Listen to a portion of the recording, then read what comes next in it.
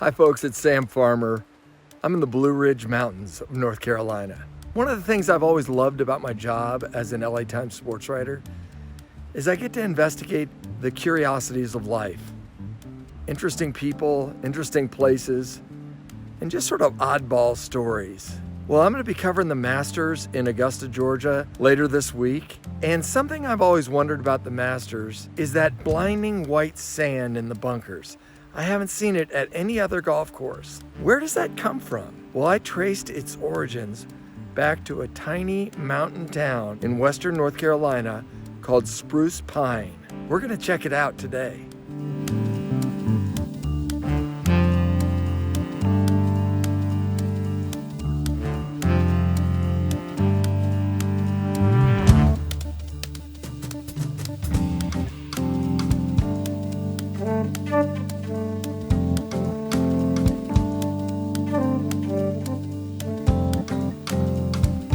These are all tectonically produced mountains. So 300 and 400 million years ago, huge shifts in continental movement were pushing, and they were pushing rocks and big overthrust belts up over other rocks. So intense tectonic pressures here were driving actually the subduction zone that melted these rocks 10 to 15 miles below surface, and then through the pushing and uplifts brought those rocks back to the surface as cooled pegmatites, and that's where your source was for the high purity quartz and the high purity feldspars of the spruce pine pegmatites. There are two main quartz deposits. This is Pine Mountain and Sullivan's Wiseman mines. The other one is over in Avery County, but this is one of them. Two of the companies own this, and these are the main production mines. If it hadn't been for the mining, we wouldn't be here today. And still, it's the big industry. That's what keeps us going. So, and the neat thing about it is that you use some of it every day, in your cell phones, your computers, all that. So it's neat. These are pictures of the old Hoot Owl mine, and they mined it for years. And they were just building the tracks and everything into it, just beginning the mine. And this was my grandfather and my great uncle and my other great uncle.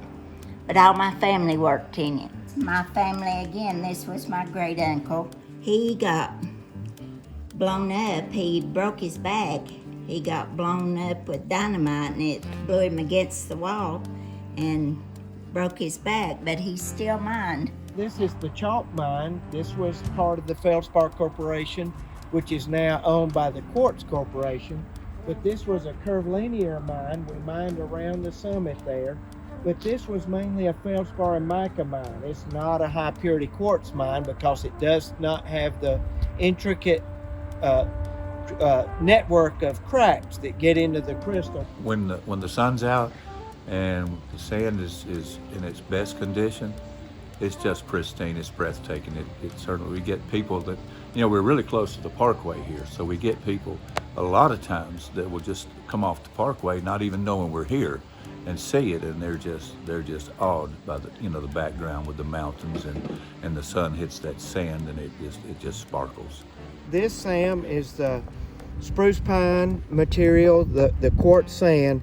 This is actually a byproduct of the production in which this quality didn't actually meet the stringent high purity for semiconductor because it was just slightly contaminated, but it still has the white crystalline structure that just glistens for trap sand.